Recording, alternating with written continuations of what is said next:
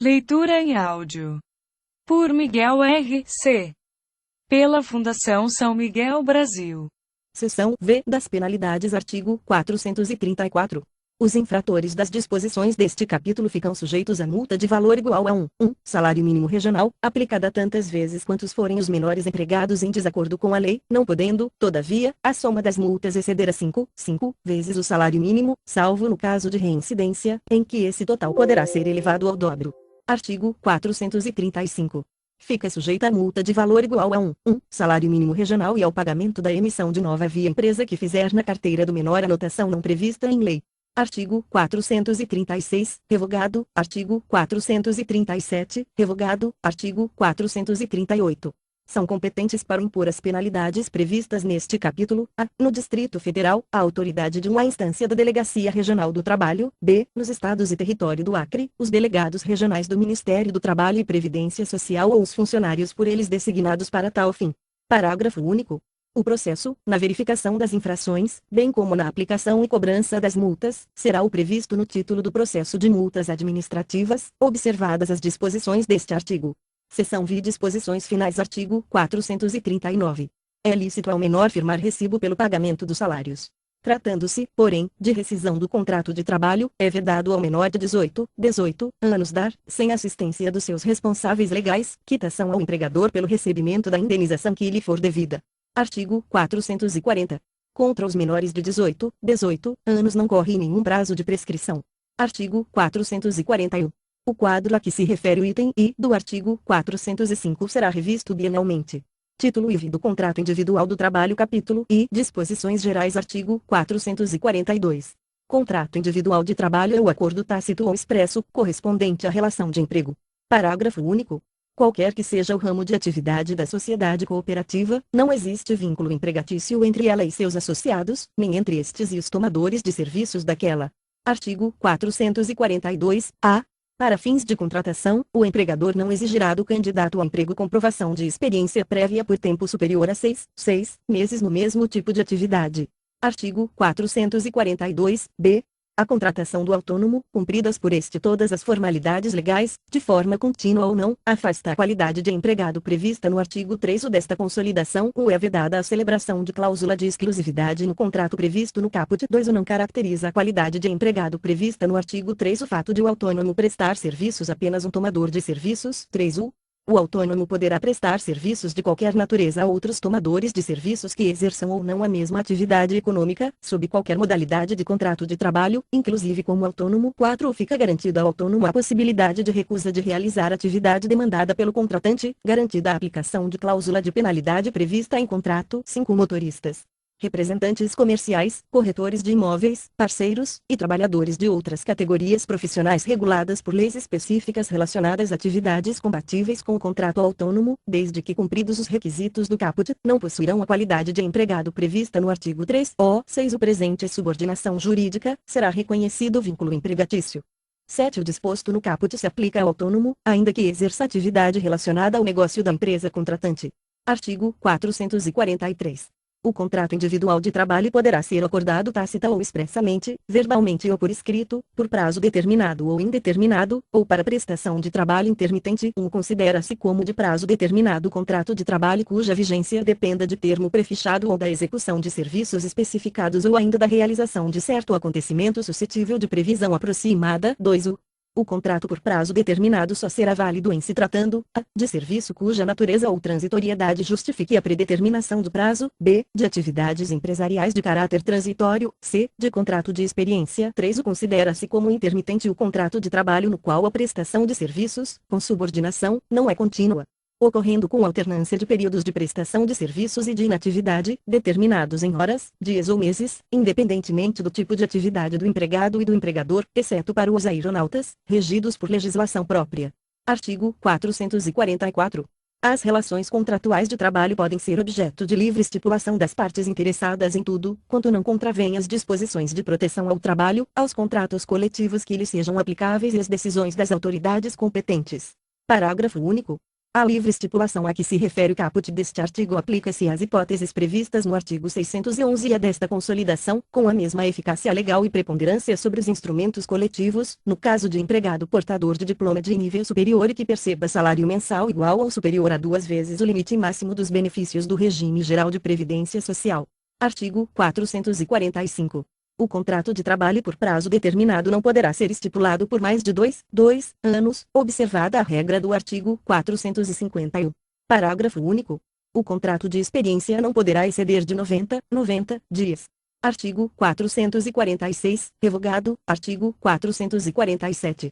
Na falta de acordo ou prova sobre condição essencial ao contrato verbal, esta se presume existente, como se a tivessem estatuído os interessados, na conformidade dos preceitos jurídicos adequados à sua legitimidade. Artigo 448. A mudança na propriedade ou na estrutura jurídica da empresa não afetará os contratos de trabalho dos respectivos empregados. Artigo 448. A.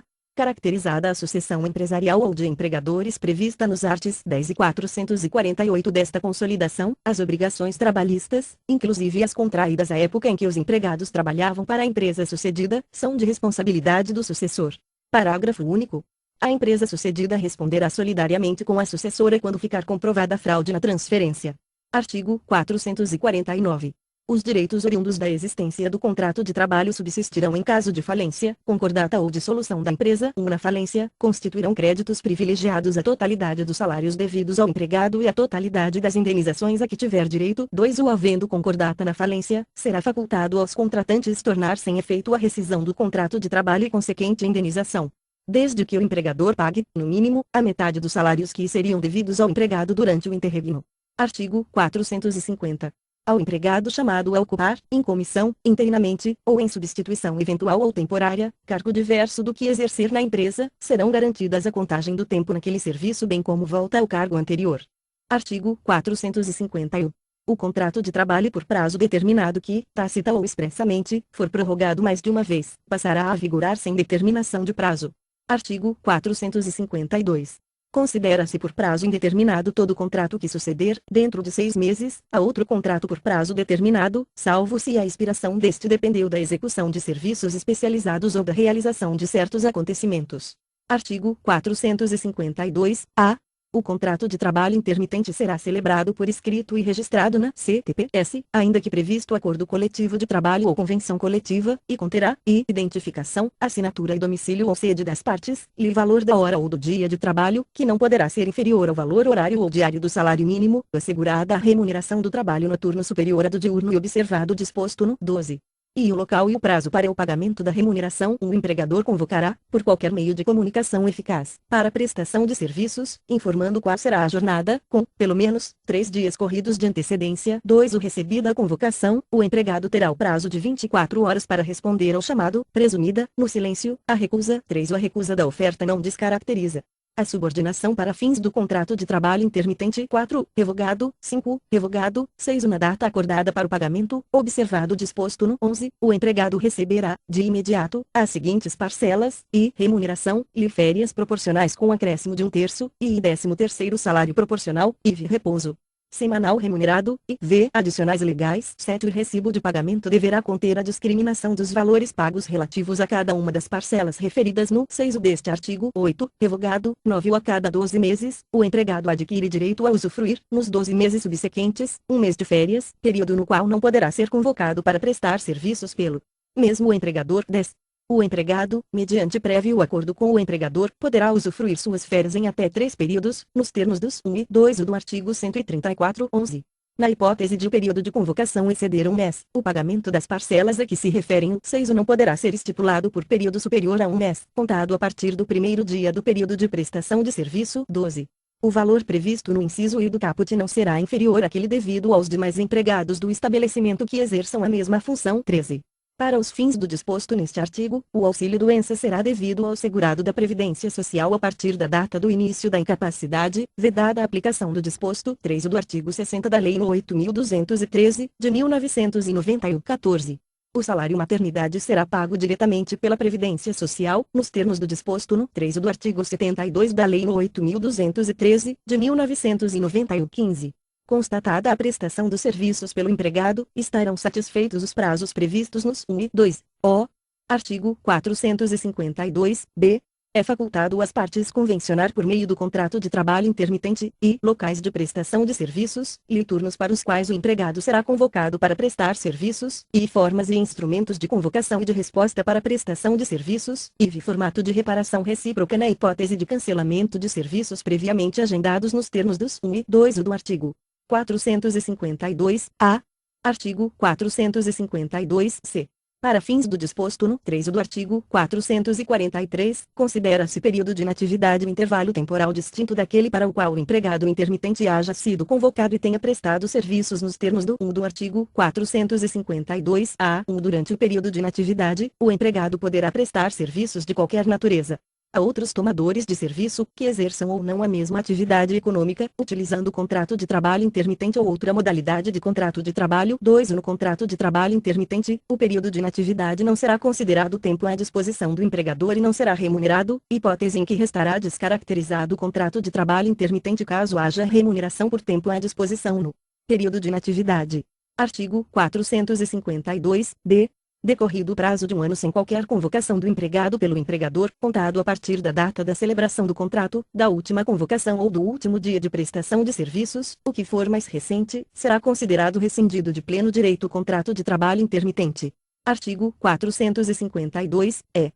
Ressalvadas as hipóteses a que se referem os artigo 482 e artigo 483, na hipótese de extinção do contrato de trabalho intermitente serão devidas as seguintes verbas rescisórias, e, pela metade, a, o aviso prévio indenizado, calculado conforme o artigo 452-F, e b, a indenização sobre o saldo do Fundo de Garantia do Tempo de Serviço, FGTS, prevista no 1 do artigo 18 da Lei nº 8.036, de 11 de maio de 1990, e na integralidade, as demais verbas trabalhistas. A extinção de contrato de trabalho intermitente permite a movimentação da conta vinculada do trabalhador no FGTS na forma do inciso IA do artigo 20 da Lei nº 8.036, de 1990, limitada até 80% do valor dos depósitos. 2. A extinção do contrato de trabalho intermitente a que se refere este artigo não autoriza o ingresso no programa de seguro-desemprego.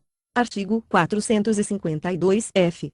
As verbas rescisórias e o aviso prévio serão calculados com base na média dos valores recebidos pelo empregado no curso do contrato de trabalho intermitente. No cálculo da média a que se refere o caput, serão considerados apenas os meses durante os quais o empregado tenha recebido parcelas remuneratórias no intervalo dos últimos 12 meses ou o período de vigência do contrato de trabalho intermitente. Se este for inferior, 2. O aviso prévio será necessariamente indenizado, nos termos dos 1 e 2 do artigo 487. Artigo 452 gramas. Até 31 de dezembro de 2020, o empregado registrado por meio de contrato de trabalho por prazo indeterminado demitido não poderá prestar serviços para o mesmo empregador por meio de contrato de trabalho intermitente pelo prazo de 18 meses, contado da data da demissão do empregado. Artigo 452 horas. No contrato de trabalho intermitente, o empregador efetuará o recolhimento das contribuições previdenciárias próprias e do empregado e o depósito do FGTS com base nos valores pagos no período mensal e fornecerá ao empregado comprovante do cumprimento dessas obrigações, observado o disposto no artigo 911-A. Artigo 453. No tempo de serviço do empregado, quando readmitido, serão computados os períodos, ainda que não contínuos, em que tiver trabalhado anteriormente na empresa, salvo se houver sido despedido por falta grave, recebido indenização legal ou se aposentado espontaneamente. Na aposentadoria espontânea de empregados das empresas públicas e sociedades de economia mista é permitida sua readmissão desde que atendidos aos requisitos constantes do artigo 37, incisos vi, da Constituição, e condicionada à prestação de concurso público. Nota do editor, parágrafo declarado inconstitucional pelo STF, adino 1770, DAC 4. 2. O ato de concessão de benefício de aposentadoria a empregado que não tiver completado 35 anos de serviço, se homem, ou 30, se mulher, importa em extinção do vínculo empregatício. 2. Artigo 454.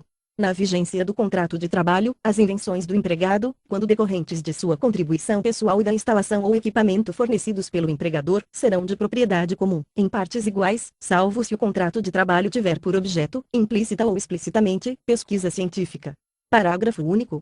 Ao empregador caberá a exploração do invento, ficando obrigado a promovê-la no prazo de 1 ano da data da concessão da patente, sob pena de reverter em favor do empregado a plena propriedade desse invento. Artigo 455. Nos contratos de subempreitada responderá o subempreiteiro pelas obrigações derivadas do contrato de trabalho que celebrar, cabendo, todavia, aos empregados o direito de reclamação contra o empreiteiro principal pelo inadimplemento daquelas obrigações por parte do primeiro. Parágrafo único. Ao empreiteiro principal fica ressalvado, nos termos da Lei Civil, ação regressiva contra o subempreiteiro e a retenção de importâncias a este devidas, para garantia das obrigações previstas neste artigo. Artigo 456. A prova do contrato individual do trabalho será feita pelas anotações constantes da carteira de trabalho e previdência social ou por instrumento escrito e suprida por todos os meios permitidos em direito. Parágrafo único. A falta de prova ou inexistindo cláusula expressa a tal respeito, entender-se-á que o empregado se obrigou a todo e qualquer serviço compatível com a sua condição pessoal. Artigo 456-A.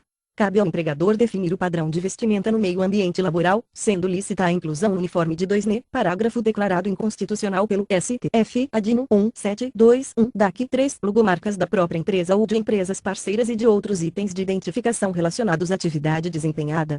Parágrafo único. A higienização do uniforme é de responsabilidade do trabalhador, salvo nas hipóteses em que forem necessários procedimentos ou produtos diferentes dos utilizados para a higienização das vestimentas de uso comum. Capítulo I da remuneração. Artigo 457. Compreendem-se na remuneração do empregado, para todos os efeitos legais, além do salário devido e pago diretamente pelo empregador como contraprestação do serviço, as gorjetas que receber ou integram o salário à importância fixa estipulada, as gratificações legais e de função e as comissões pagas pelo empregador. Ou as importâncias, ainda que habituais, pagas a título de ajuda de custo, limitadas a 50% da remuneração mensal, o auxílio alimentação, vedado o seu pagamento em dinheiro, as diárias para a viagem e os prêmios não integram a remuneração do empregado, não se incorporam ao contrato de trabalho e não constituem base de incidência de encargo trabalhista e previdenciário. 3. Considera-se gorjeta não só a importância espontaneamente dada pelo cliente ao empregado, como também valor cobrado pela empresa, como serviço ou adicional, a qualquer título, e destinado à distribuição aos empregados. 4. Consideram-se prêmios as liberalidades concedidas pelo empregador em forma de bens, serviços ou valor em dinheiro ao empregado ou a grupo de empregados, em razão de desempenho superior ao ordinariamente esperado no exercício de suas atividades. 5. Revogado.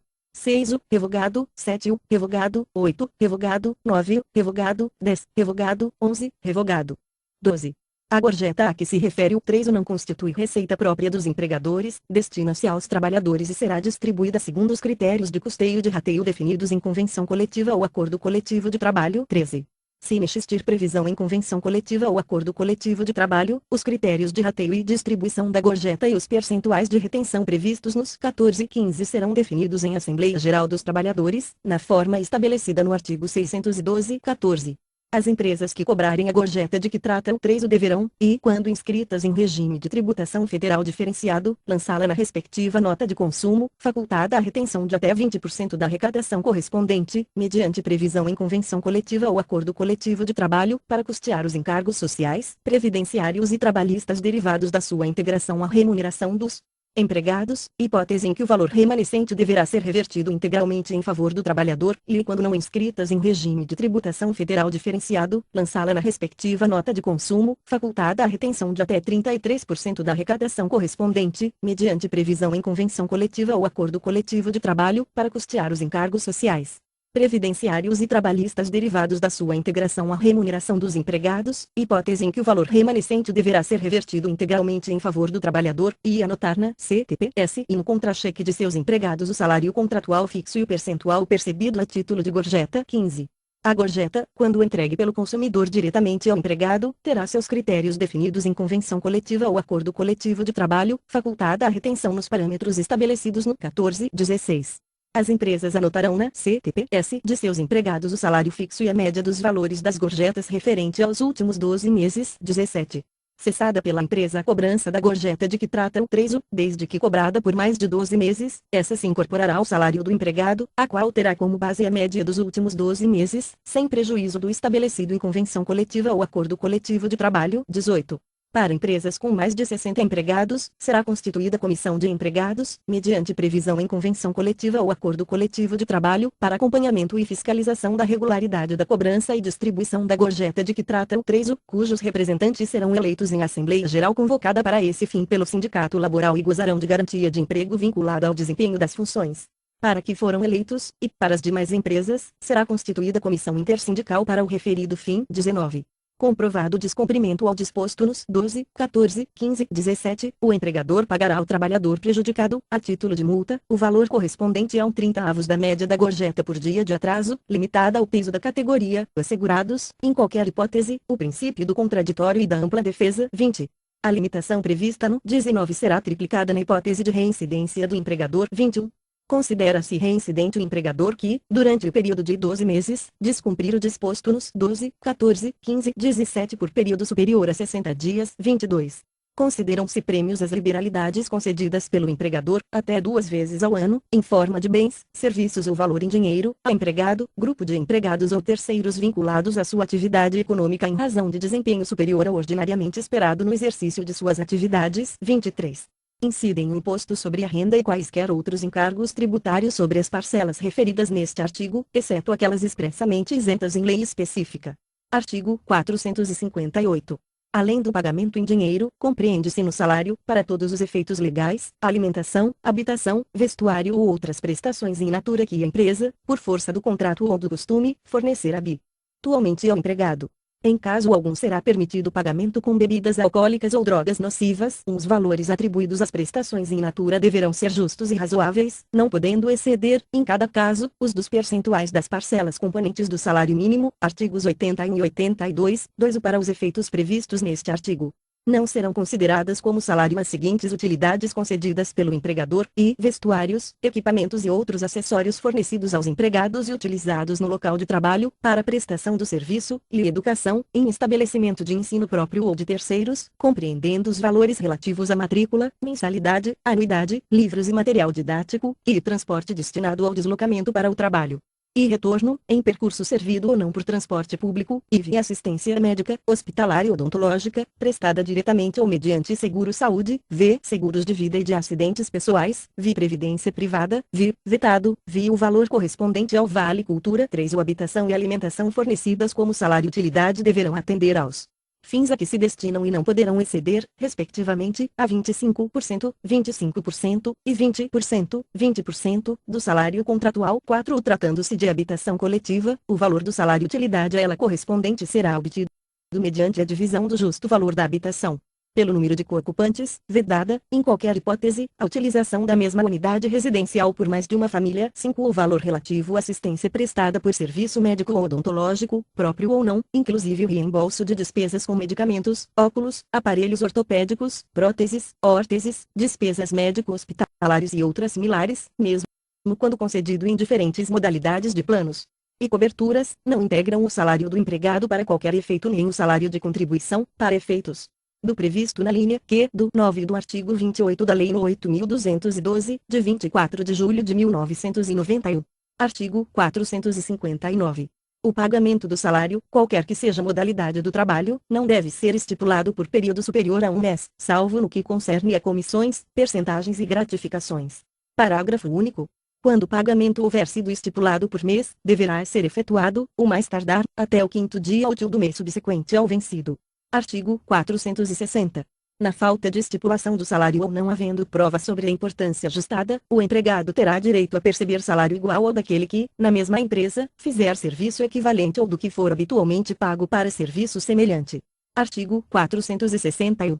Sendo idêntica a função, a todo trabalho de igual valor, prestado ao mesmo empregador, no mesmo estabelecimento empresarial, corresponderá igual salário, sem distinção de sexo, etnia, nacionalidade ou idade. O trabalho de igual valor, para os fins deste capítulo, será o que for feito com igual produtividade e com a mesma perfeição técnica, entre pessoas cuja diferença de tempo de serviço para o mesmo empregador não seja superior a 4 anos e a diferença de tempo na função não seja superior a 2 anos. 2. Os dispositivos deste artigo não prevalecerão quando o empregador tiver pessoal organizado em quadro de carreira ou adotar, por meio de norma interna da empresa ou de negociação coletiva, plano de cargos e salários, dispensada qualquer forma de homologação ou registro em órgão público. 3. No caso do 2 deste artigo, as promoções poderão ser feitas por merecimento e por antiguidade, ou por apenas um destes critérios, dentro de cada categoria profissional. 4. O trabalhador readaptado em nova função, por motivo de deficiência física ou mental atestada pelo órgão competente da Previdência Social, não servirá de paradigma para fins de equiparação salarial. 5. A equiparação salarial só será possível entre empregados contemporâneos no cargo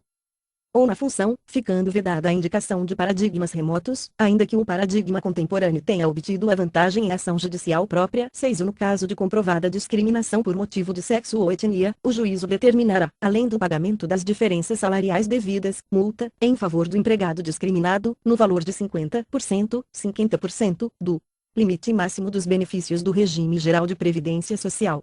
Artigo 462.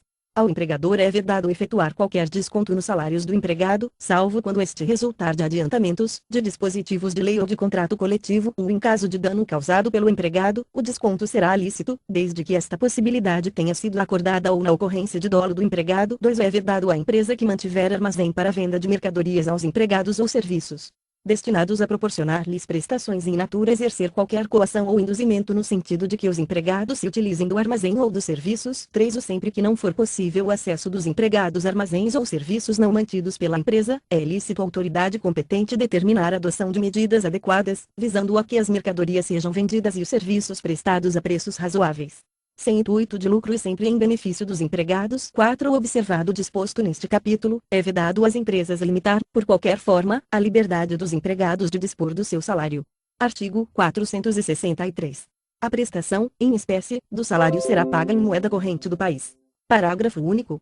O pagamento do salário realizado com inobservância deste artigo considera-se como não feito.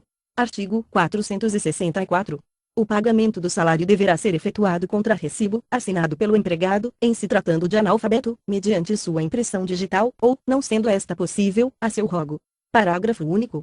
Terá força de recibo o comprovante de depósito em conta bancária, aberta para esse fim em nome de cada empregado, com o consentimento deste, em estabelecimento de crédito próximo ao local de trabalho. Artigo 465.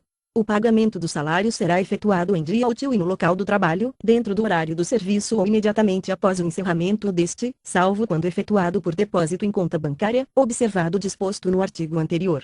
Artigo 466. O pagamento de comissões e percentagens só é exigível depois de ultimada a transação a que se referem. Nas transações realizadas por prestações sucessivas, é exigível o pagamento das percentagens e comissões que lhes disserem respeito proporcionalmente à respectiva liquidação. 2. A cessação das relações de trabalho não prejudica a percepção das comissões e percentagens devidas na forma estabelecida por este artigo. Artigo 467.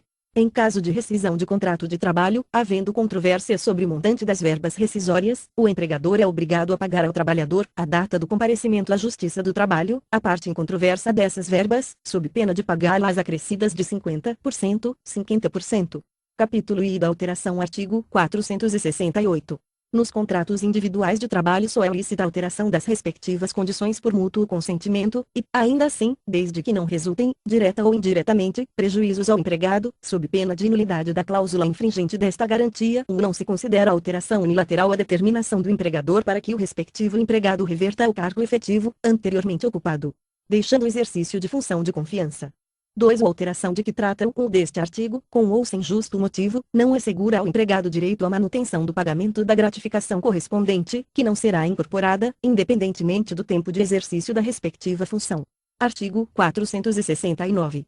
Ao empregador é vedado transferir o empregado, sem a sua anuência, para localidade diversa da que resultar do contrato, não se considerando transferência que não acarretar necessariamente a mudança do seu domicílio. Não estão compreendidos na proibição deste artigo, os empregados que exerçam cargos de confiança e aqueles cujos contratos tenham como condição, implícita ou explícita, a transferência, quando esta decorra de real necessidade de serviço. 2. É lícita a transferência quando ocorrer extinção do estabelecimento em que trabalhar o empregado. 3. Em caso de necessidade de serviço, o empregador poderá transferir o empregado para localidade diversa da que resultar do contrato, não obstante as restrições do artigo anterior, mas, nesse caso, ficará obrigado a um pagamento suplementar, nunca inferior a 25% dos salários que o empregado percebia naquela localidade, enquanto durar essa situação.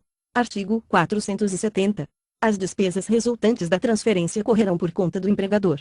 Capítulo IV da suspensão e da interrupção. Artigo 471. Ao empregado afastado do emprego, são asseguradas, por ocasião de sua volta, todas as vantagens que, em sua ausência, tenham sido atribuídas à categoria que pertencia na empresa. Artigo 472.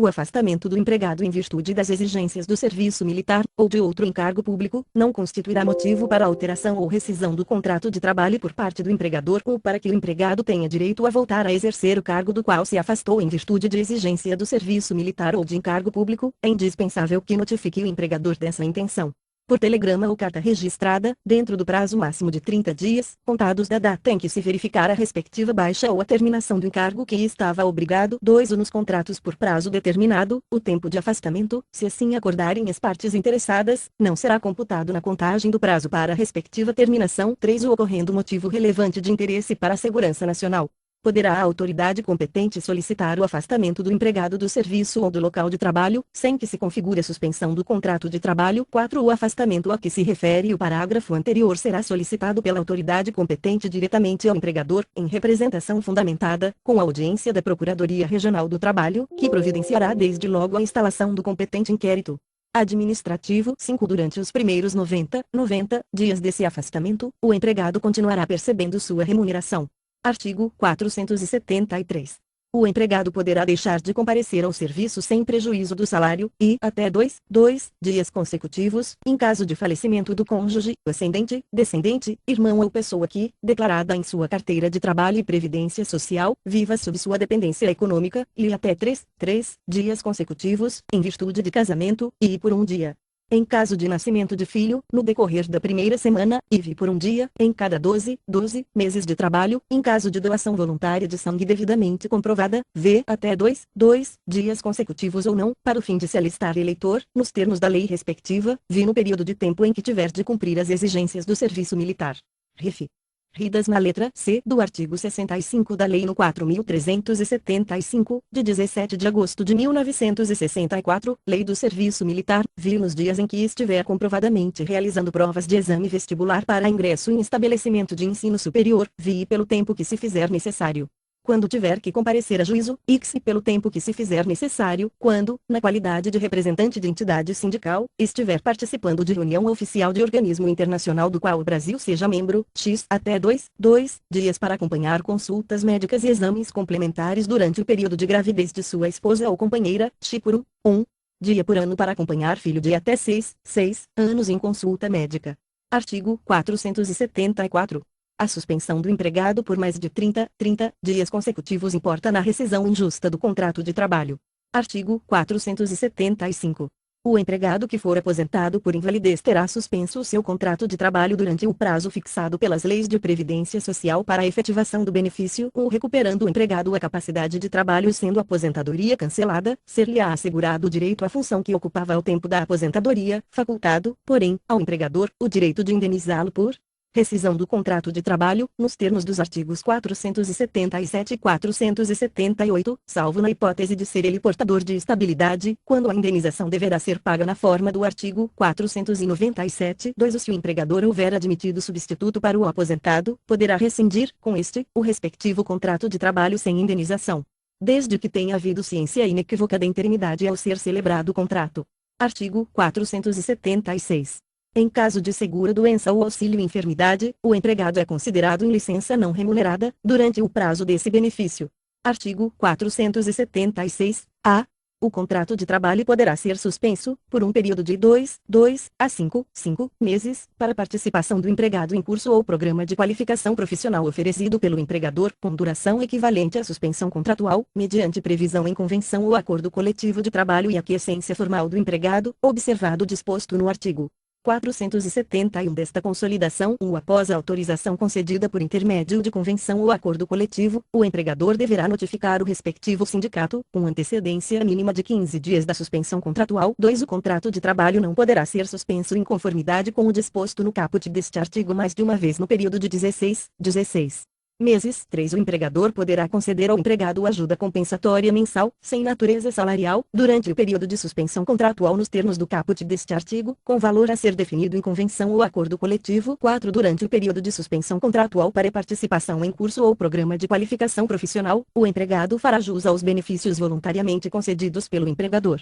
5. Se ocorrer a dispensa do empregado no transcurso do período de suspensão contratual ou nos 3 meses subsequentes ao seu retorno ao trabalho, o empregador pagará ao empregado, além das parcelas indenizatórias previstas na legislação em vigor, multa a ser estabelecida em convenção ou acordo coletivo, sendo de, no mínimo, 100% sobre o valor da última remuneração mensal anterior à suspensão do contrato. 6. O se durante a suspensão do contrato não for ministrado curso ou programa de qualificação profissional, ou o empregado permanecer trabalhando para o empregador, ficará descaracterizada a suspensão, sujeitando o empregador ao pagamento imediato dos salários e dos encargos sociais referentes ao período, as penalidades cabíveis previstas na legislação em vigor, bem como as sanções previstas em convenção ou acordo coletivo. 7. O prazo limite fixado no caput poderá ser prorrogado mediante convenção ou acordo coletivo de trabalho e aquiescência formal do empregado, desde que o empregador arque com o ônus correspondente ao valor da bolsa de qualificação profissional, no respectivo período. Capítulo V da rescisão. Artigo 477. Na extinção do contrato de trabalho, o empregador deverá proceder à anotação na carteira de trabalho e previdência social, comunicar a dispensa aos órgãos competentes e realizar o pagamento das verbas rescisórias no prazo e na forma estabelecidos neste artigo. 1. Revogado. 2. O instrumento de rescisão ou recibo de quitação, qualquer que seja a causa ou forma de dissolução do contrato, deve ter especificada a natureza de cada parcela paga ao empregado e discriminado o seu valor, sendo válida a quitação, apenas, relativamente às mesmas parcelas. 3. O revogado. 4. O pagamento a que fizer jus o empregado será efetuado, e, em dinheiro, depósito bancário ou cheque visado, conforme acordem as partes, ou em dinheiro ou depósito bancário quando o empregado for analfabeto. 5. Qualquer compensação no pagamento de que trata o parágrafo anterior não poderá exceder o equivalente a um mês de remuneração do empregado. 6. A entrega ao empregado de documentos que comprovem a comunicação da extinção contratual aos órgãos competentes, bem como o pagamento dos valores constantes do instrumento de rescisão ou recibo de quitação deverão ser efetuados até 10 dias contados a partir do término do contrato. A. Revogada. B. Revogada. 7. O revogado. 8. Em observância do disposto no 6 deste artigo sujeitará o infrator a multa de 160 BTN por trabalhador, bem assim ao pagamento da multa a favor do empregado, em valor equivalente ao seu salário, devidamente corrigido pelo índice de variação do BTN, salvo quando, comprovadamente, o trabalhador der causa mora. 9. Vetado. 10.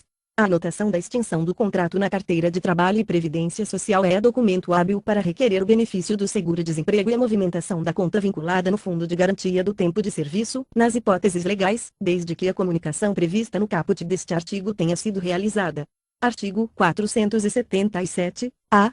As dispensas imotivadas individuais, plurimas ou coletivas equiparam-se para todos os fins, não havendo necessidade de autorização prévia de entidade sindical ou de celebração de convenção coletiva ou acordo coletivo de trabalho para sua efetivação.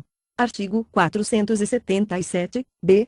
Plano de demissão voluntária ou incentivada, para dispensa individual, plurima ou coletiva, previsto em convenção coletiva ou acordo coletivo de trabalho, enseja quitação plena e revogável dos direitos decorrentes da relação empregatícia, salvo disposição em contrário estipulada entre as partes. Artigo 478. A indenização devida pela rescisão de contrato por prazo indeterminado será de 1 mês de remuneração por ano de serviço efetivo, ou por ano infração igual ou superior a 6 meses. O primeiro ano de duração do contrato por prazo indeterminado é considerado como período de experiência, e, antes que se complete, nenhuma indenização será devida. 2.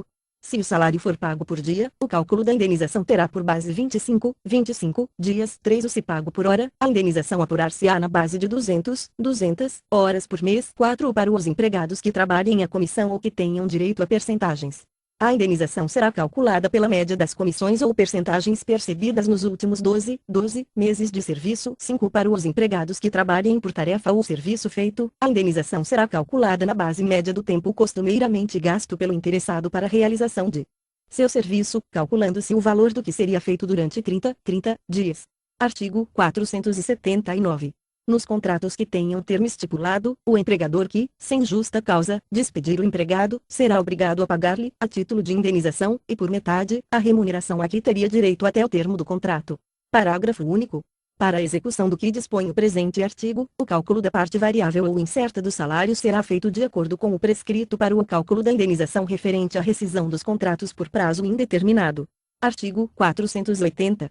Havendo termo estipulado, o empregado não se poderá desligar do contrato, sem justa causa, sob pena de ser obrigado a indenizar o empregador dos prejuízos que desse fato lhe resultarem. A indenização, porém, não poderá exceder àquele a que teria direito o empregado em idênticas condições. 2. O revogado. Artigo 481.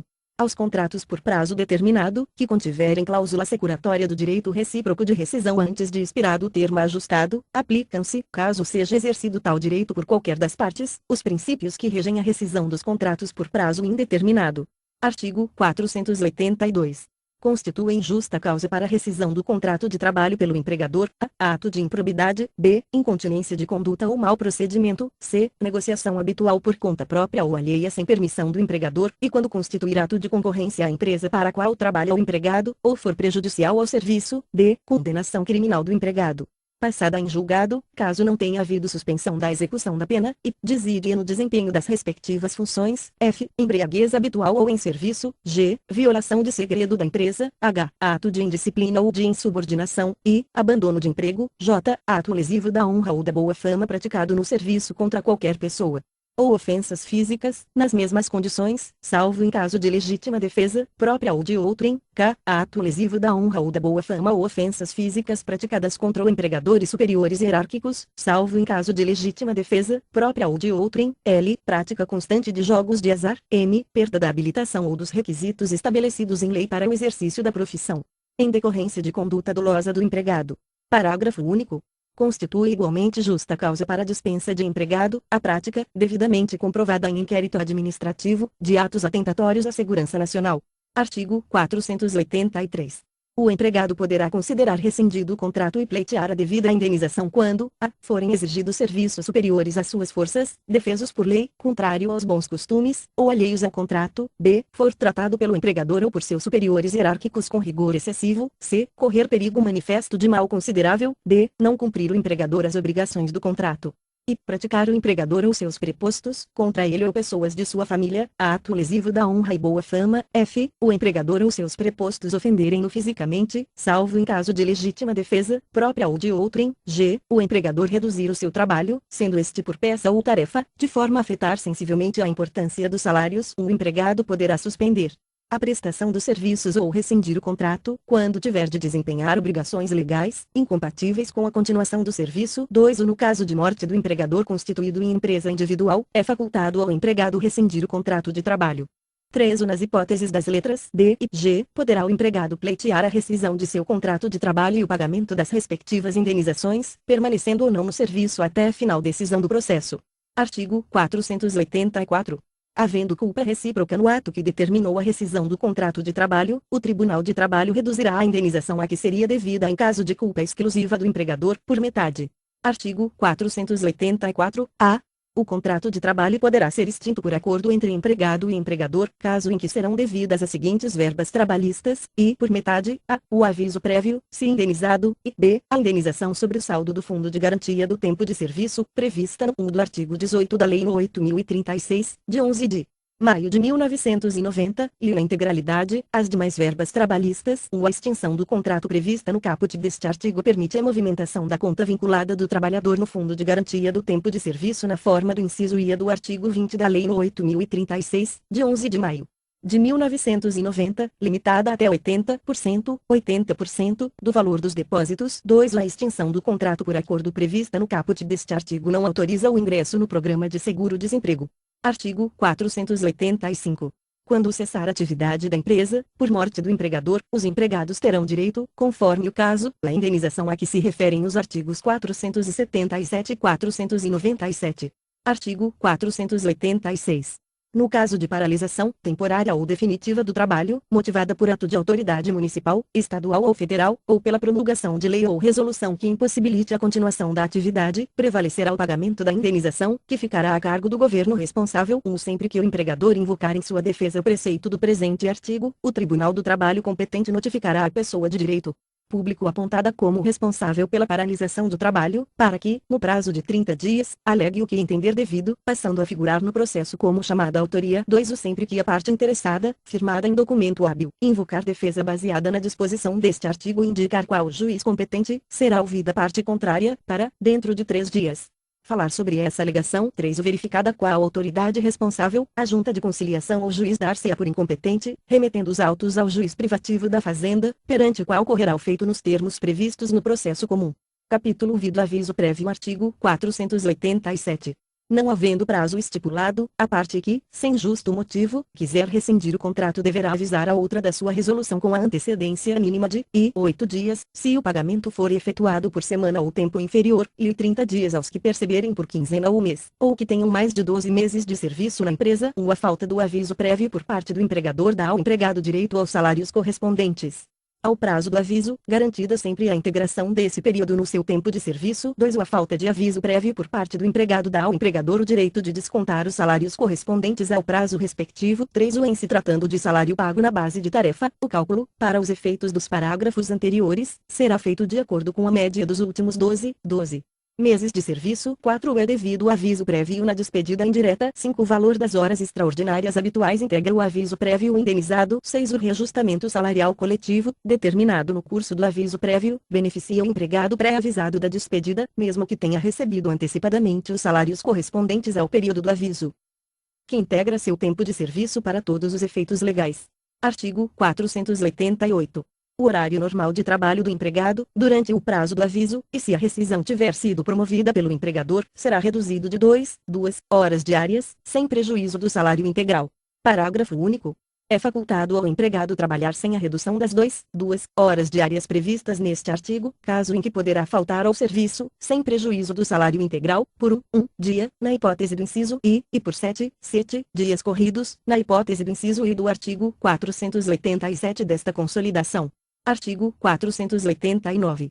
Dado o aviso prévio, a rescisão torna-se efetiva depois de expirado o respectivo prazo, mas, se a parte notificante reconsiderar o ato, antes de seu termo, a outra parte é facultado aceitar ou não a reconsideração. Parágrafo único. Caso seja aceita a reconsideração ou continuando a prestação depois de expirado o prazo, o contrato continuará a vigorar, como se o aviso não tivesse sido dado. Artigo 490. O empregador que, durante o prazo do aviso prévio dado ao empregado, praticar ato que justifique a rescisão imediata do contrato, sujeita-se ao pagamento da remuneração correspondente ao prazo do referido aviso, sem prejuízo da indenização que for devida. Artigo 491. O empregado que, durante o prazo do aviso prévio, cometer qualquer das faltas consideradas pela lei como justa para rescisão, perde direito ao restante do respectivo prazo. Capítulo Vida e Estabilidade. Artigo 492. O empregado que contar mais de 10 anos de serviço na mesma empresa não poderá ser despedido senão por motivo de falta grave ou circunstância de força maior, devidamente comprovadas. Parágrafo único. Considera-se como de serviço todo o tempo em que o empregado esteja à disposição do empregador. Artigo 493.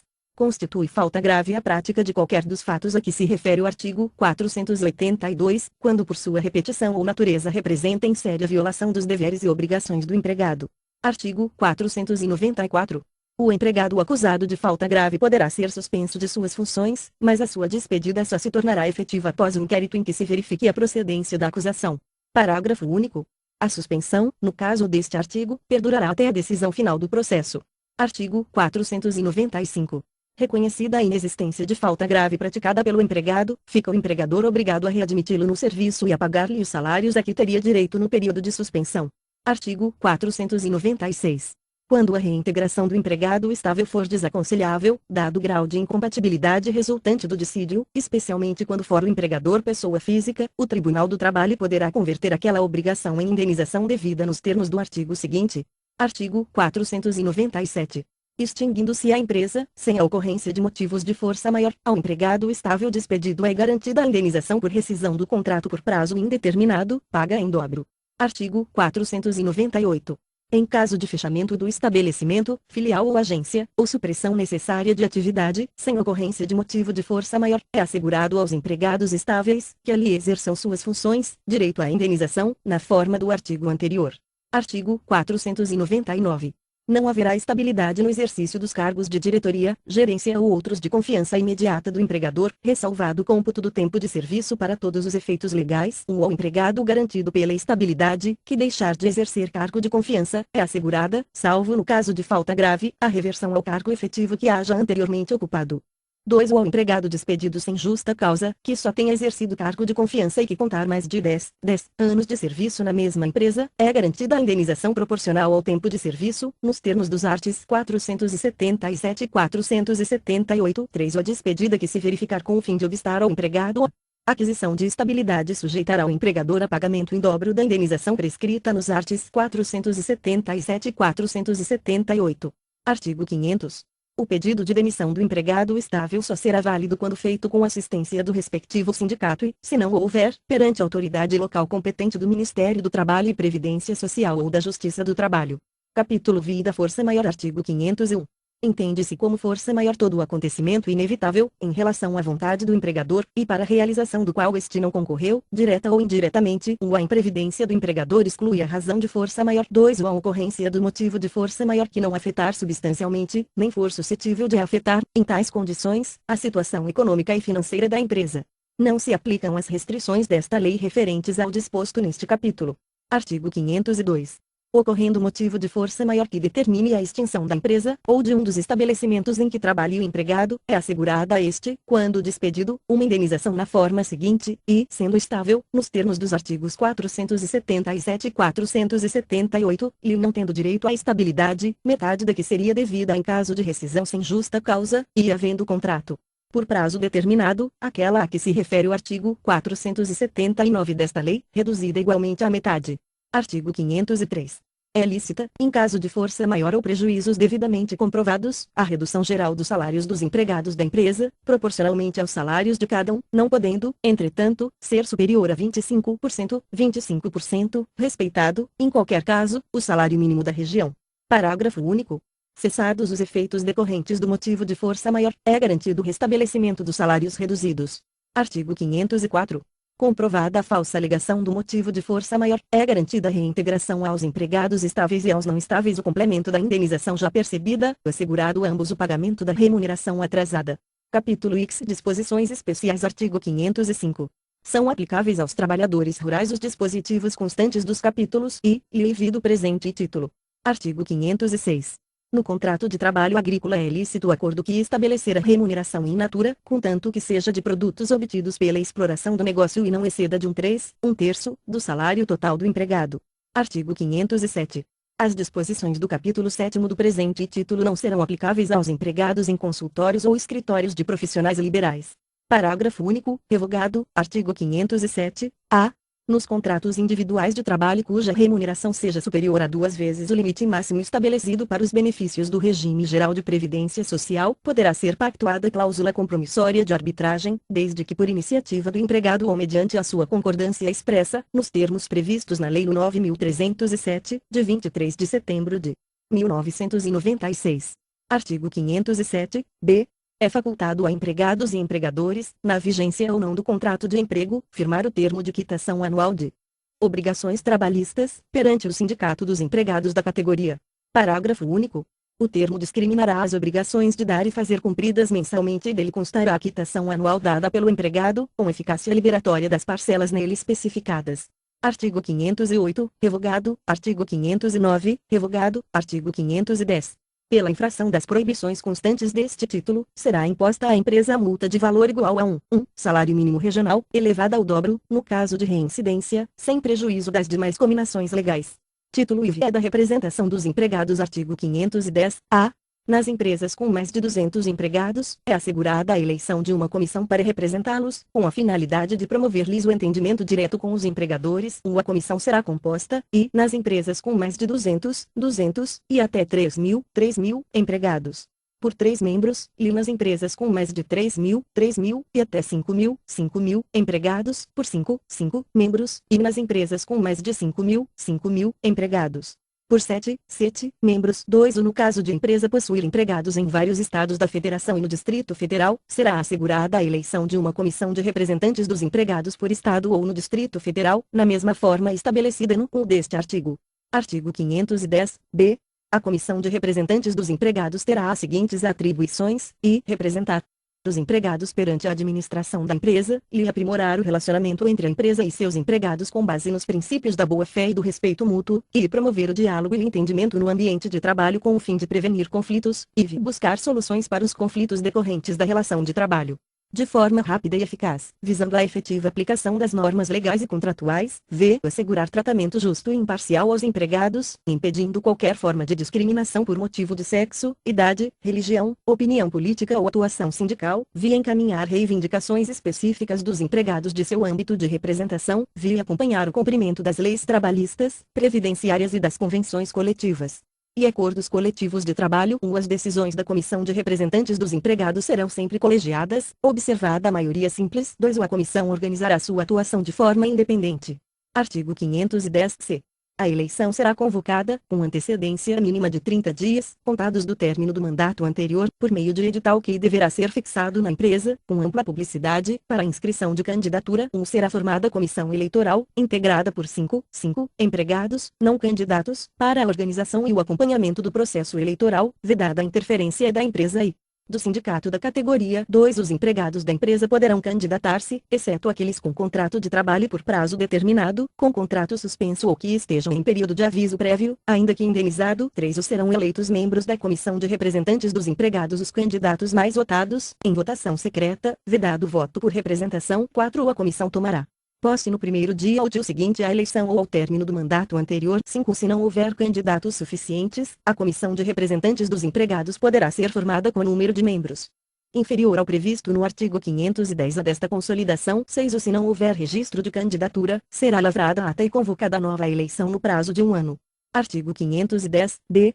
O mandato dos membros da Comissão de Representantes dos Empregados será de 1 ano. Um membro que houver exercido a função de representante dos empregados na comissão não poderá ser candidato nos 2 períodos subsequentes. 2. O mandato de membro de Comissão de Representantes dos Empregados não implica suspensão ou interrupção do contrato de trabalho, devendo o empregado permanecer no exercício de suas funções. 3.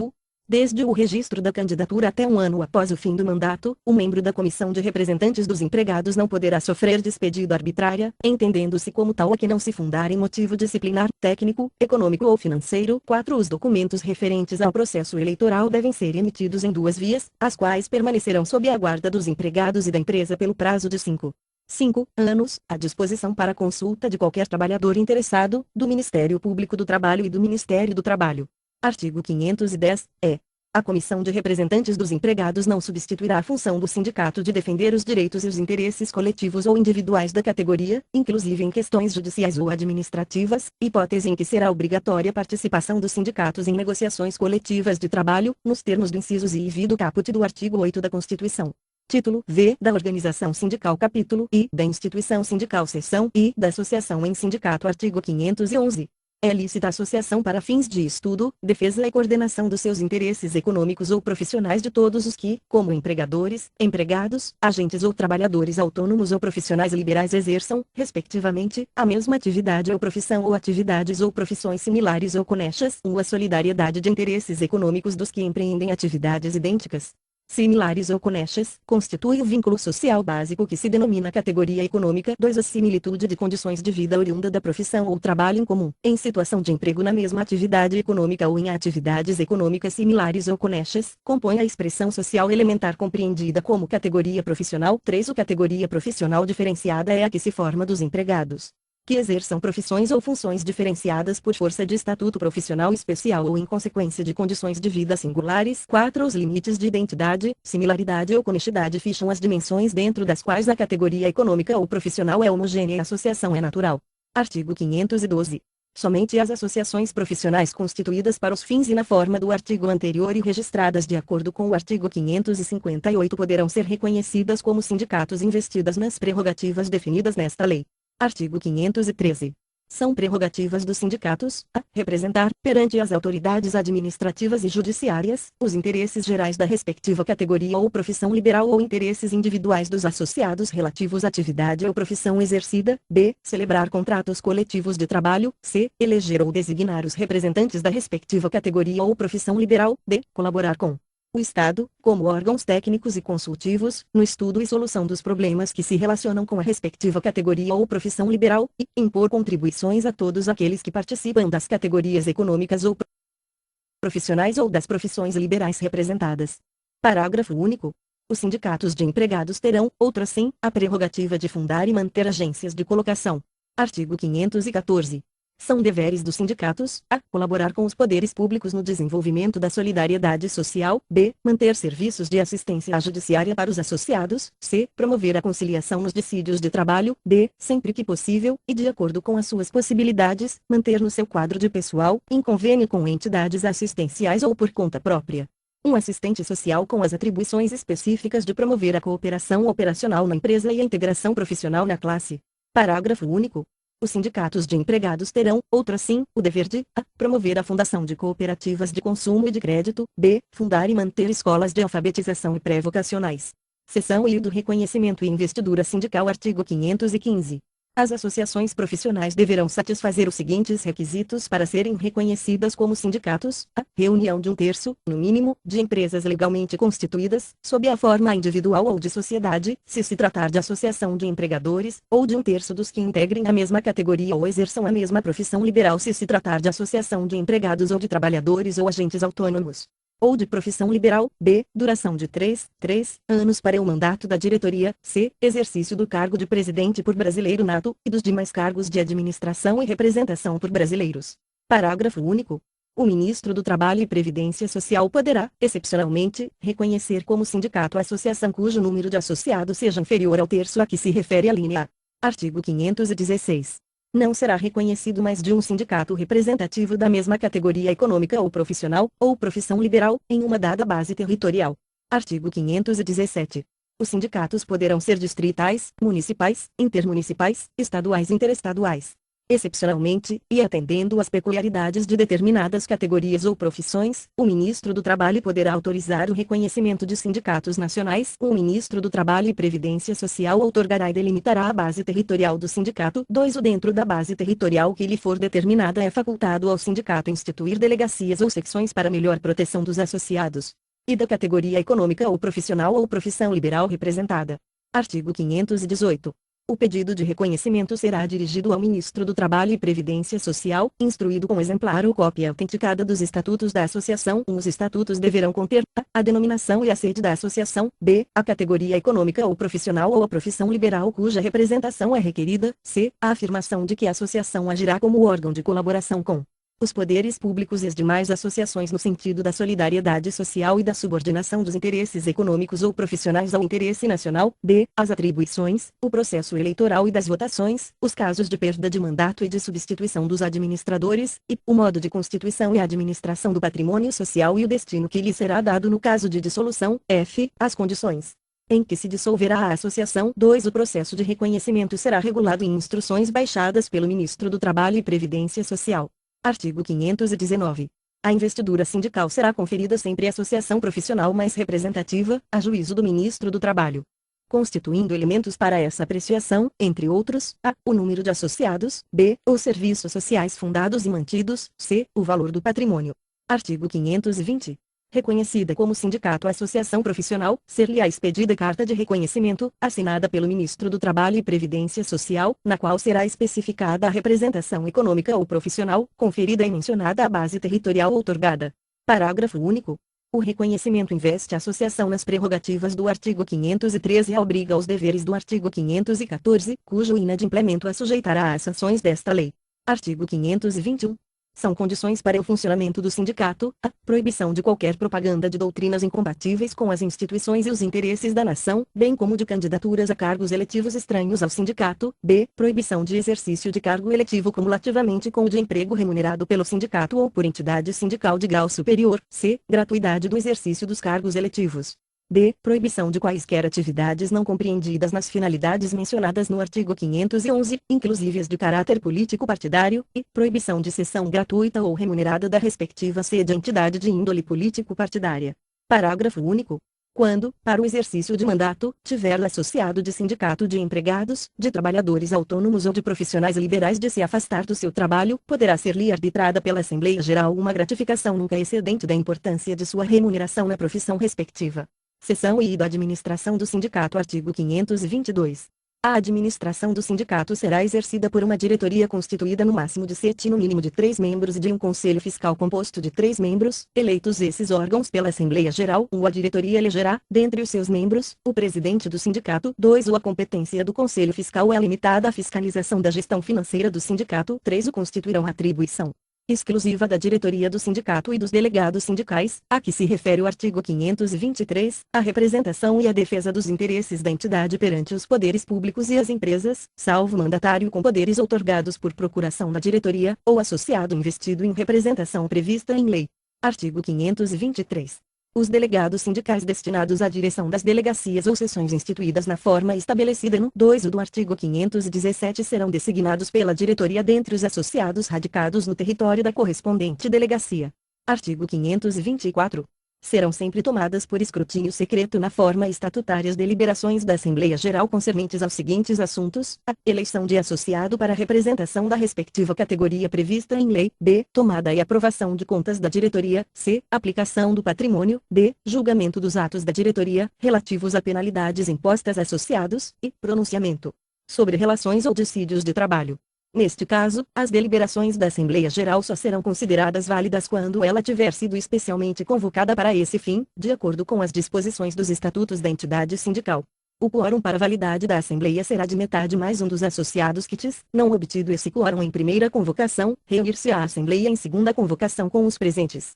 Considerando-se aprovadas as deliberações que obtiveram 2/3 dos votos, a eleição para cargos de diretoria e conselho fiscal será realizada por escrutínio secreto, durante 6 horas contínuas pelo menos, na sede do sindicato, na de suas delegacias e seções e nos principais locais de trabalho, onde funcionarão as mesas coletoras designadas pelos delegados regionais do trabalho. 2. Concomitantemente ao término do prazo estipulado para votação, instalar-se-á, em Assembleia Eleitoral Pública e Permanente, na sede do sindicato, a mesa apuradora para a qual serão enviadas, imediatamente, pelos residentes das mesas coletoras, as urnas receptoras e as atas respectivas. Será facultada a designação de mesa apuradora supletiva sempre que as peculiaridades ou conveniências do pleito a exigirem. 3. A mesa apuradora será presidida por membro do Ministério Público do Trabalho, ou pessoa de notória idoneidade, designado pelo Procurador-Geral da Justiça do Trabalho ou procuradores regionais. 4. O pleito só será válido na hipótese de participarem da votação mais de 2/3 dos associados com capacidade para votar. Não obtido esse coeficiente, será realizada nova eleição dentro de 15 dias, a qual terá validade se nela tomarem parte mais de 50% dos referidos associados. Na hipótese de não ter sido alcançado, na segunda votação, o coeficiente exigido, será realizado o terceiro e último pleito, cuja validade dependerá do voto de mais de 40% dos aludidos associados, proclamando o presidente da mesa apuradora em qualquer dessas hipóteses os eleitos, os quais serão empossados automaticamente na data do término do mandato expirante.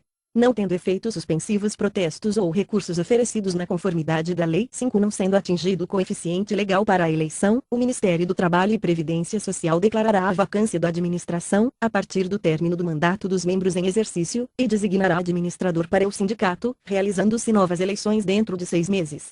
Artigo 525. É vedada a pessoas físicas ou jurídicas, estranhas ao sindicato, qualquer interferência na sua administração ou nos seus serviços. Parágrafo único. Estão excluídos dessa proibição, a. Os delegados do Ministério do Trabalho e Previdência Social, especialmente designados pelo ministro ou por quem o represente. B. Os que como empregados exerçam cargos no sindicato mediante autorização da Assembleia Geral. Artigo 526. Os empregados do sindicato serão nomeados pela diretoria respectiva ad referendum da Assembleia Geral, não podendo recair tal nomeação nos que estiverem nas condições previstas nos itens I, IV, V e V do artigo 530, na hipótese de o nomeado haver sido dirigente sindical, também nas do item I do mesmo artigo 1, revogado. 2. Aplicam-se ao empregado de entidade sindical os preceitos das leis de proteção do trabalho e de previdência social, inclusive o direito de associação em sindicato. Artigo 527.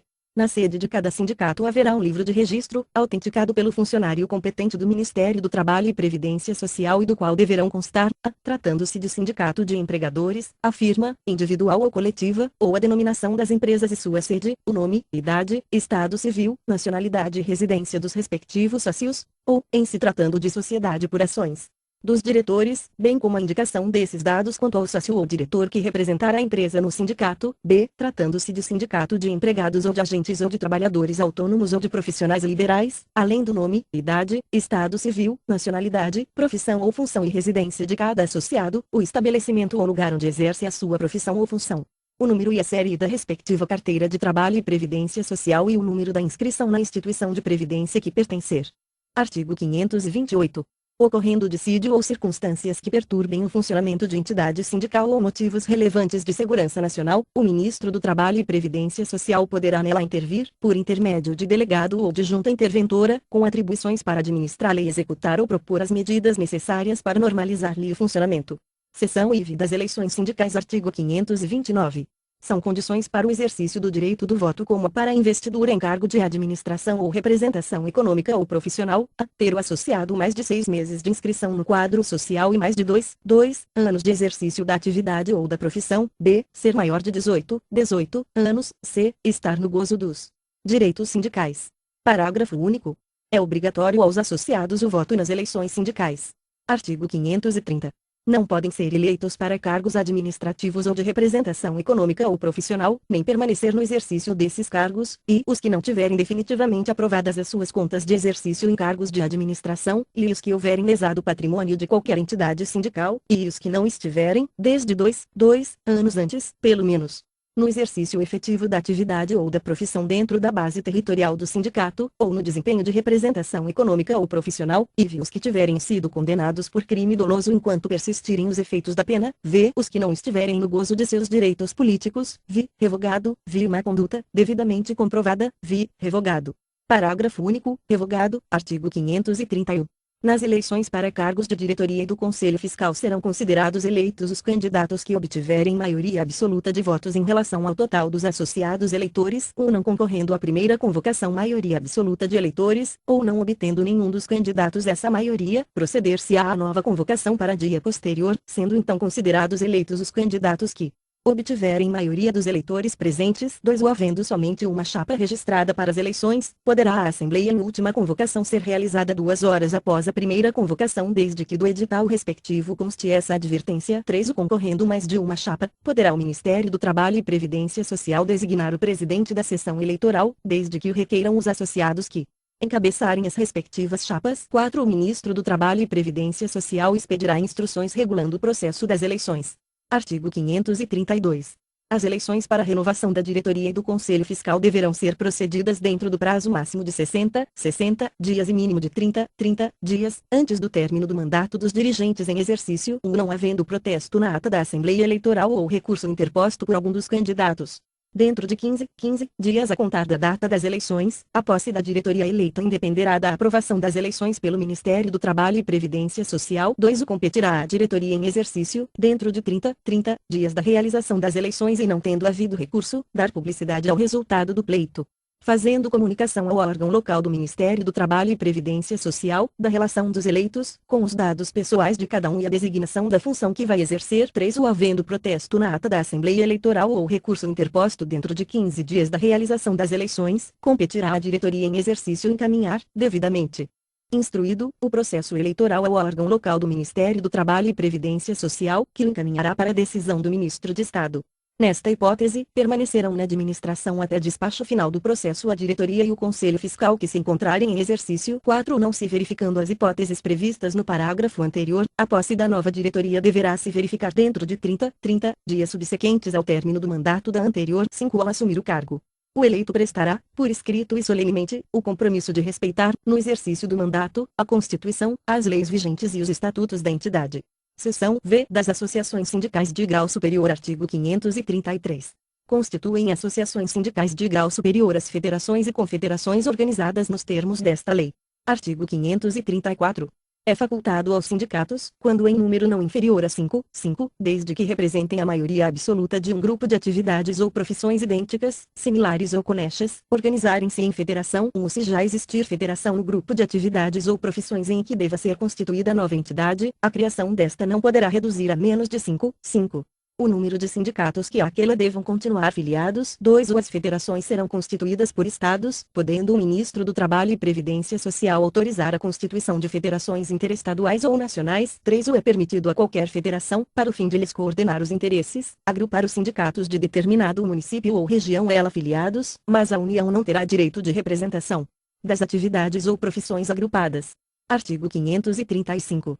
As confederações organizar-se-ão com o mínimo de três federações e terão sede na capital da República. As confederações formadas por federações de sindicatos de empregadores denominar-se-ão Confederação Nacional da Indústria, Confederação Nacional do Comércio, Confederação Nacional de Transportes Marítimos, Fluviais e Aéreos, Confederação Nacional de Transportes Terrestres, Confederação Nacional de Comunicações e Publicidade, Confederação Nacional das Empresas de Crédito e Confederação Nacional de Educação e Cultura. 2. As confederações formadas por federações de sindicatos de empregados terão denominação de Confederação Nacional dos Trabalhadores na Indústria, Confederação Nacional dos Trabalhadores no Comércio, Confederação Nacional dos Trabalhadores em Transportes Marítimos, Fluviais e Aéreos, Confederação Nacional dos Trabalhadores em Transportes Terrestres, Confederação Nacional dos Trabalhadores em Comunicações e Publicidade, Confederação Nacional dos Trabalhadores nas Empresas de Crédito e Confederação Nacional dos Trabalhadores em Estabelecimentos de Educação e Cultura. 3. O denominar-se-á Confederação Nacional das Profissões Liberais. Reunião das respectivas federações. 4. As associações sindicais de grau superior da agricultura e pecuária serão organizadas na conformidade do que dispuser a lei que regular a sindicalização dessas atividades ou profissões. Artigo 536, revogado. Artigo 537. O pedido de reconhecimento de uma federação será dirigido ao Ministro do Trabalho, Indústria e Comércio, acompanhado de um exemplar dos respectivos estatutos e das cópias autenticadas das atas da Assembleia de cada sindicato ou federação que autorizar a filiação. A organização das federações e confederações obedecerá às exigências contidas nas alíneas B e C do artigo 515. 2. A Carta de reconhecimento das federações será expedida pelo Ministro do Trabalho e Previdência Social, na qual será especificada a coordenação econômica ou profissional conferida e mencionada a base territorial outorgada. 3. O reconhecimento das confederações será feito por decreto do Presidente da República. Artigo 538. A administração das federações e confederação será exercida pelos seguintes órgãos: a. Diretoria, b. Conselho de Representantes, c. Conselho Fiscal. A diretoria será constituída no mínimo de três membros e de três membros se comporá o Conselho Fiscal, os quais serão eleitos pelo Conselho de Representantes com mandato por 3 anos. 2. Só poderão ser eleitos os integrantes dos grupos das federações ou dos planos das confederações, respectivamente. 3. O presidente da federação ou confederação será escolhido dentre os seus membros pela diretoria. 4. O Conselho de Representantes será formado pelas delegações dos sindicatos ou das federações filiadas, constituída cada delegação de 2 membros com mandato por 3 anos, cabendo um voto a cada delegação. 5. A competência do Conselho Fiscal é limitada à fiscalização da gestão financeira. Artigo 539. Para a constituição e a administração das federações serão observadas, no que for aplicável, as disposições das seções I e do presente capítulo. Seção V dos direitos dos exercentes de atividades ou profissões e dos sindicalizados. Artigo 540. A toda empresa ou indivíduo que exerçam respectivamente atividade ou profissão, desde que satisfaçam as exigências desta lei, assiste o direito de ser admitido no sindicato da respectiva categoria. 1. Perderá os direitos de associado sindicalizado que, por qualquer motivo, deixar o exercício de atividade ou de profissão. 2. Os associados de sindicatos de empregados, de agentes ou trabalhadores autônomos e de profissões liberais que forem aposentados, estiverem em desemprego ou falta de trabalho ou tiverem sido convocados para prestação de serviço militar, não perderão os respectivos direitos sindicais e ficarão isentos de qualquer contribuição, não podendo, entretanto, exercer cargo da administração sindical ou de representação econômica ou profissional. Artigo 541. Os que exercerem determinada atividade ou profissão onde não haja sindicato da respectiva categoria, ou de atividade ou profissão similar ou conexa, poderão filiar-se a sindicato de profissão idêntica, similar ou conexa, existente na localidade mais próxima. Parágrafo único. O disposto neste artigo se aplica aos sindicatos em relação às respectivas federações, na conformidade do quadro de atividades e profissões a que se refere o artigo 577. Artigo 542. De todo ato lesivo de direitos ou contrário a esta lei, emanado da diretoria, do conselho ou da Assembleia Geral da entidade sindical, poderá qualquer exercente de atividade ou profissão recorrer, dentro de 30 dias, para a autoridade competente do Ministério do Trabalho e Previdência Social. Artigo 543. O empregado eleito para cargo de administração sindical ou representação profissional, inclusive junto ao órgão de deliberação coletiva, não poderá ser impedido do exercício de suas funções, nem transferido para lugar ou mister que lhe dificulte ou torne impossível o desempenho das suas atribuições sindicais. O empregado perderá o mandato se a transferência for por ele solicitada, ou voluntariamente aceita. 2. O considera-se de licença não remunerada, salvo o assentimento da empresa ou cláusula contratual, o tempo em que o empregado se ausentar do trabalho no desempenho das funções a que se refere este artigo. 3. Fica vedada a dispensa do empregado sindicalizado ou associado, a partir do momento do registro de sua candidatura a cargo de direção ou representação de entidade sindical ou de associação profissional, até um ano após o final do seu mandato, caso seja eleito, inclusive como suplente, salvo se cometer falta grave devidamente apurada nos termos desta consolidação. 4. Considera-se cargo de direção ou de representação sindical aquele cujo exercício ou indicação decorre de eleição prevista em lei. 5. Para os fins deste artigo, a entidade sindical comunicará por escrito à empresa, dentro de 24 horas, o dia e a hora do registro da candidatura do seu empregado e, em igual prazo, sua eleição e posse, fornecendo, outrossim, a este, comprovante no mesmo sentido. O Ministério do Trabalho e Previdência Social fará no mesmo prazo a comunicação no caso da designação referida no final do 6. A empresa que, por qualquer modo, procurar impedir que o empregado se associe a sindicato, organize associação profissional ou sindical ou exerça os direitos inerentes à condição de sindicalizado fica sujeita à penalidade prevista na letra do artigo 553. Sem prejuízo da reparação a que tiver direito o empregado. Artigo 544. É livre a associação profissional ou sindical, mas ao empregado sindicalizado é assegurada, em igualdade de condições, preferência, e, para admissão nos trabalhos de empresa que explore serviços públicos ou mantenha contrato com os poderes públicos, e para o ingresso em funções públicas ou assemelhadas, em caso de cessação coletiva de trabalho, por motivo de fechamento de estabelecimento, e nas concorrências para aquisição de casa própria, pelo Plano Nacional de Habitação ou por intermédio de quaisquer instituições públicas, e nos loteamentos urbanos ou rurais, promovidos pela União, por seus órgãos de administração direta ou indireta ou sociedades de economia mista, na locação ou compra de imóveis, de propriedade de pessoa de direito público ou sociedade de economia mista, quando sob ação de despejo em tramitação judicial, na concessão de empréstimos simples concedidos pelas agências financeiras do governo ou a ele vinculadas, na aquisição de automóveis, outros veículos e instrumentos relativos ao exercício da profissão, quando financiados pelas autarquias, sociedades de economia mista ou agências financeiras do governo, revogado, na concessão de bolsas de estudos para si ou para seus filhos, obedecida a legislação que regule a matéria. Artigo 545.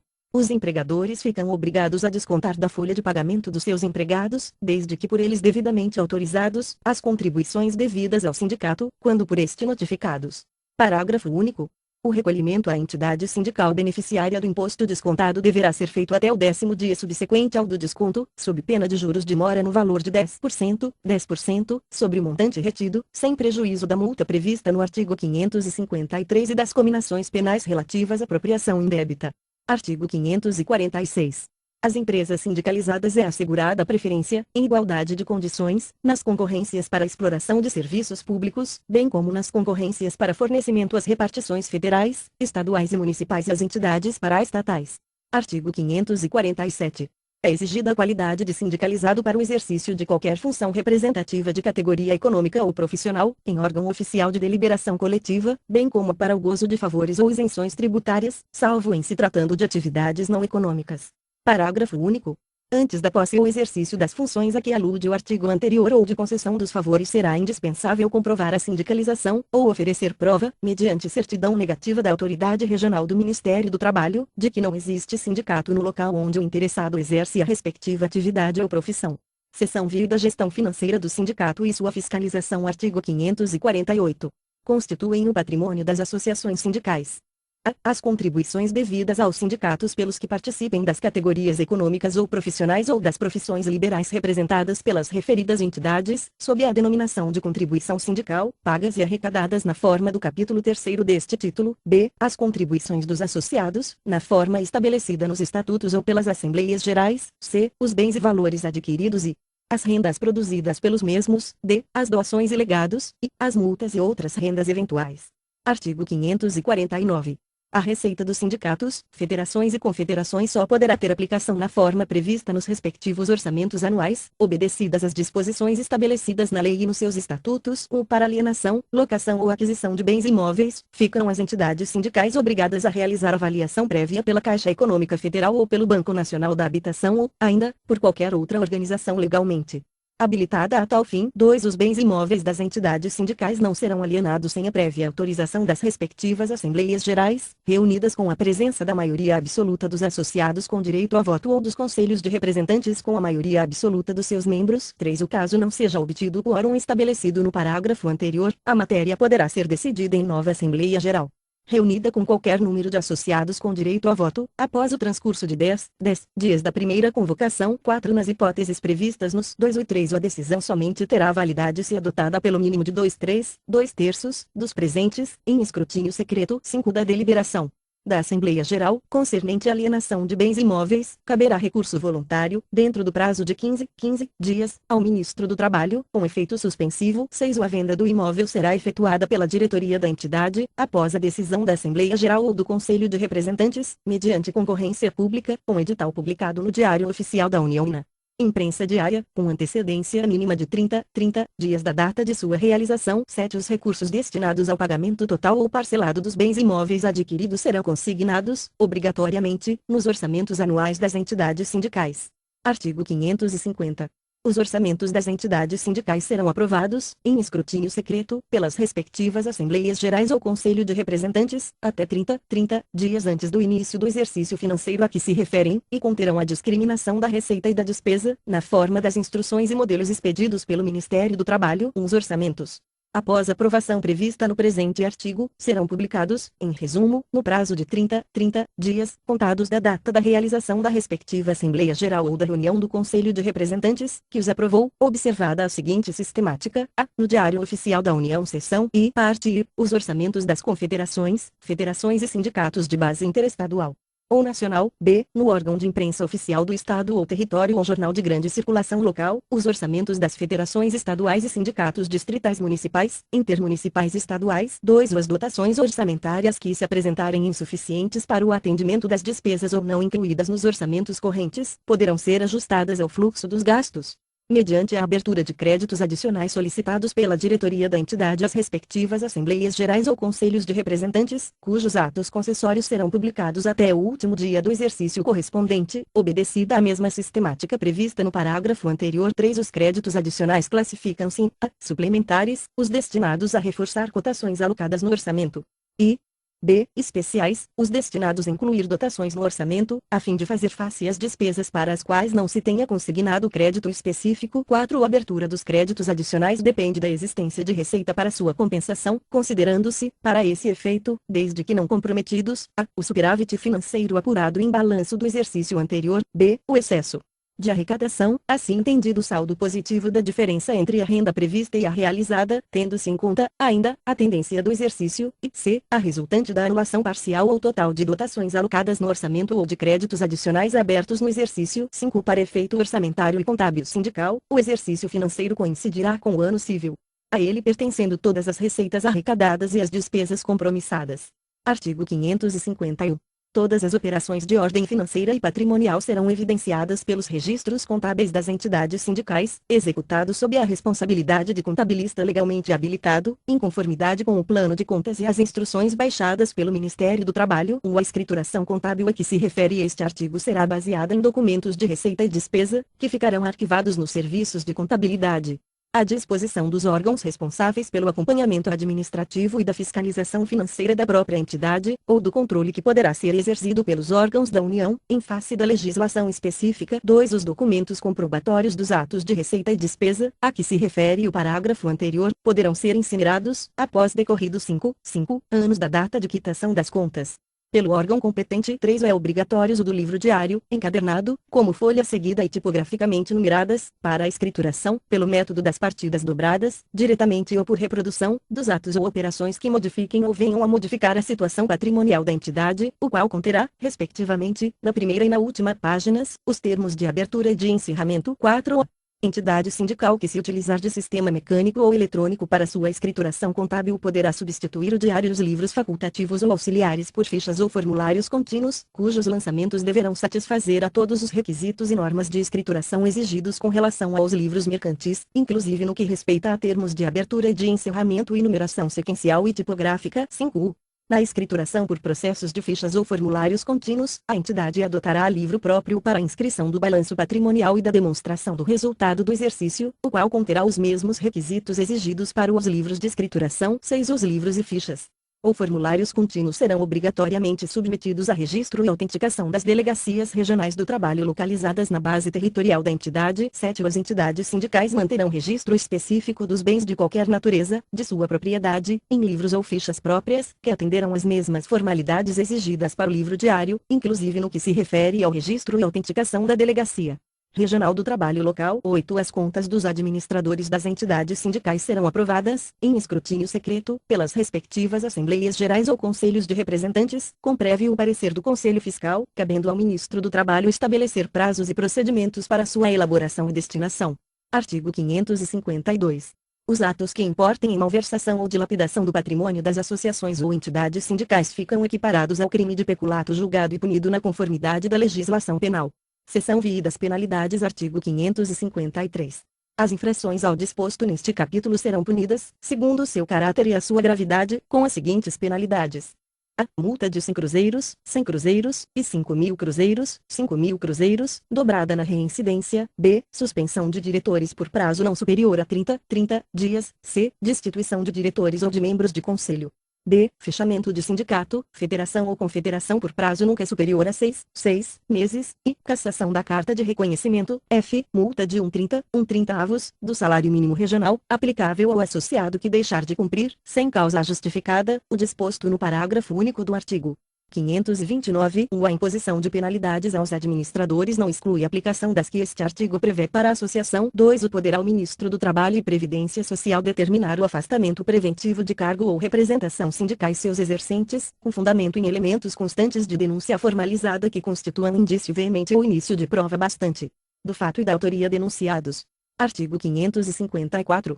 Destituído a administração na hipótese da linha C do artigo anterior, o Ministro do Trabalho e Previdência Social nomeará um delegado para dirigir a associação e proceder, dentro do prazo de 90 dias, em Assembleia Geral por ele convocada e presidida, à eleição dos novos diretores e membros do Conselho Fiscal. Artigo 555. A pena de cassação da carta de reconhecimento será imposta à entidade sindical, a, que deixar de satisfazer as condições de constituição e funcionamento estabelecidas nesta lei, b, que se recusar ao cumprimento de ato do Presidente da República, no uso da faculdade conferida pelo artigo 536, c, que criar obstáculos à execução da política econômica adotada pelo governo. Artigo 556. A cassação da carta de reconhecimento da entidade sindical não importará no cancelamento de seu registro, nem, consequentemente, a sua dissolução, que se processará de acordo com as disposições da lei que regulam a dissolução das associações civis. Parágrafo único. No caso de dissolução, por se achar a associação incursa nas leis que definem crimes contra a personalidade internacional, a estrutura e a segurança do Estado e a ordem política e social, ou seus bens, pagas as dívidas decorrentes das suas responsabilidades, serão incorporados ao patrimônio da União e aplicados em obras de assistência social. Artigo 557. As penalidades de que trata o artigo 553 serão impostas, a, as das alíneas A e B, pelo Delegado Regional do Trabalho, com recurso para o Ministro de Estado, b, as demais, pelo Ministro de Estado. Quando se tratar de associações de grau superior, as penalidades serão impostas pelo Ministro de Estado, salvo se a pena for de cassação da Carta de Reconhecimento de Confederação. Caso em que a pena será imposta pelo Presidente da República. 2. Ou nenhuma pena será imposta sem que seja assegurada a defesa ao acusado. Seção X. Disposições Gerais. Artigo 558.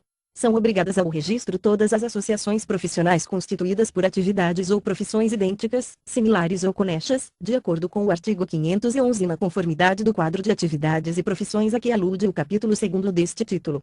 As associações profissionais registradas nos termos deste artigo poderão representar, perante as autoridades administrativas e judiciárias, os interesses individuais dos associados relativos à sua atividade ou profissão, sendo-lhes também extensivas as prerrogativas contidas na linha D e no parágrafo único do artigo 513. O registro a que se refere o presente artigo competirá às delegacias regionais do Ministério do Trabalho e Previdência Social ou as repartições autorizadas em virtude da Lei. 2. O registro das associações far-se-á mediante requerimento, acompanhado da cópia autêntica dos estatutos e da declaração do número de associados, do patrimônio e dos serviços sociais organizados. 3. As alterações dos estatutos das associações profissionais não entrarão em vigor sem aprovação da autoridade que houver concedido o respectivo registro.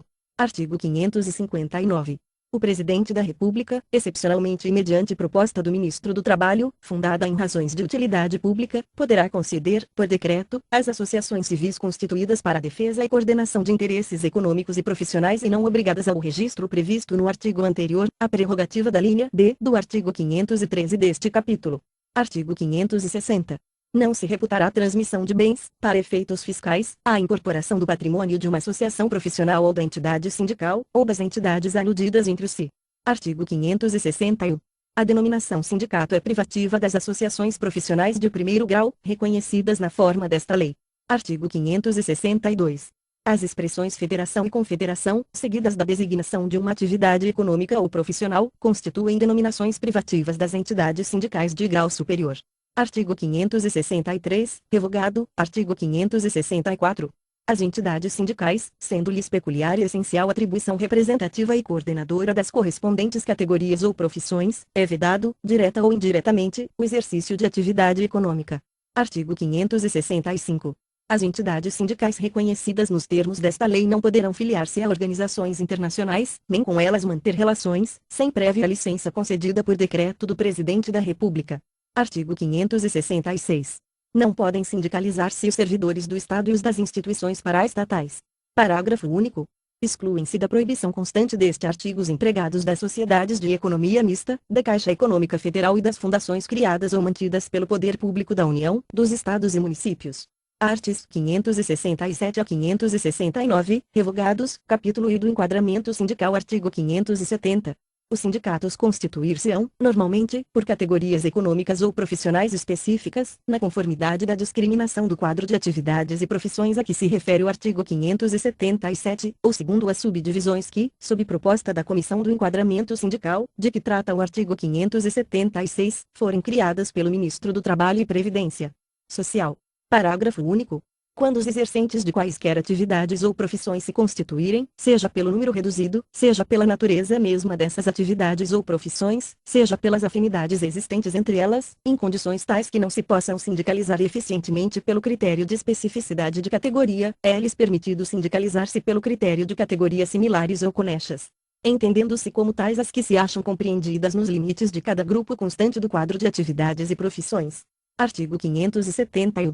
Qualquer das atividades ou profissões concentradas na forma do parágrafo único do artigo anterior poderá dissociar-se do sindicato principal, formando um sindicato específico, desde que o novo sindicato, a juízo da Comissão do Enquadramento Sindical, ofereça possibilidade de vida associativa regular e de ação sindical eficiente. Artigo 572.